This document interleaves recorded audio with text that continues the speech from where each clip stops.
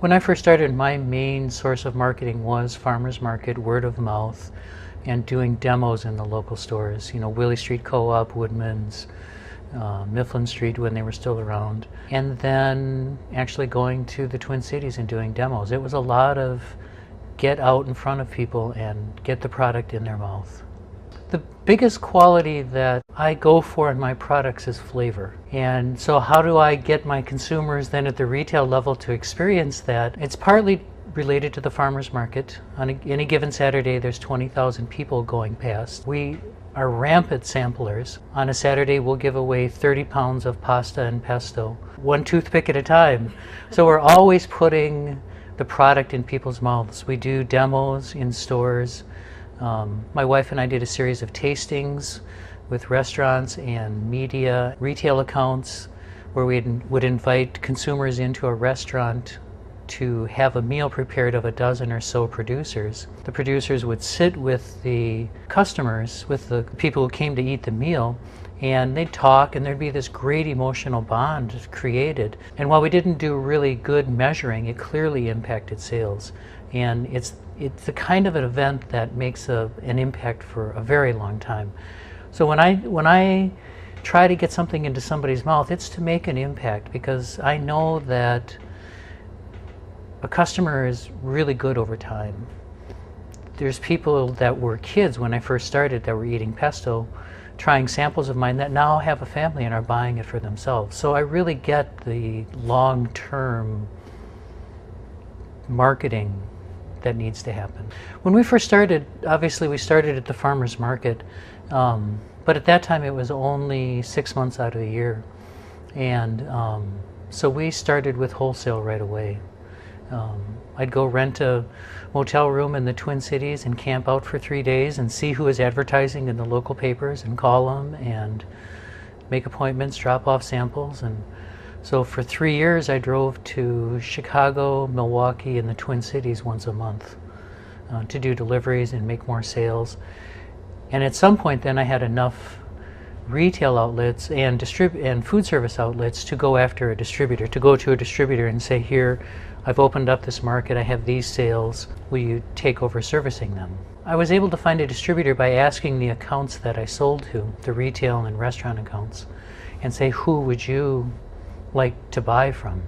Who's going to do a good job of representing my product? There was a period of time in the middle where I really relied on my reputation. And now I'm kind of gearing up again and getting out in the public, and that's what it takes. It takes getting articles written about you. It may seem little and insignificant, but the feedback that I get at farmers market is people notice when I'm on the news or in the paper, and it's a big deal to them. So it seems, I mean, I don't read newspapers, so it seems silly to me, but it's highly effective. And right now, that is my main means, is making sure that I'm out doing things, being seen. I've been working a lot with local foods for the last 2 years in the area, so often if the media has a question, I'm an easy person to call. I've made myself available, partly because of my history and partly because my product is out there. And so when people see local, they see Spring Green, they say, oh, I've seen this around, I see it around, you know, let's give him a call and see what he says. So it's almost a snowball effect, but it's so worth cultivating as a producer, that media aspect of it, that being the person to answer a question that they may have about your specialty. We've done print magazine advertising in national food service magazines, usually in conjunction with picking up a distributor. I don't think they're effective. I can't see that they're effective. I think if you're wanting to make sure that you keep your name out there and you're looking to maintain a brand's identity, then I think that's a different story.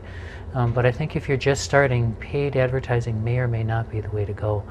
And there's so many new things right now that I just only sort of understand, like blogs. Word of mouth marketing is a big deal in professional advertising right now. And it's what we do at farmers market, so it feels like I know that intimately, which is where the tastings came from. So it's different, it's new now. The ability to have a voice in front of the consumers through YouTube or a blog is so much easier, but you have to cultivate that personality. You have to know. You'd asked me earlier the things I sell on. One is flavor, the other is the story, the romance. It's so important to cultivate that backstory and be in integrity with it, but be willing to have it be developed. In the last 8 weeks, we've put a shopping cart on our website, so it's brand new. Up until that point, it has been purely for information. When we go to a retailer, we can point them to the website. I call it propaganda. My wife hates that. But there's a lot of information on there. Photos, recipes. We want it to be a resource. We wanted to give a distributor in a new account in an area that doesn't have access to our history locally, a sense of who we are and what we're about.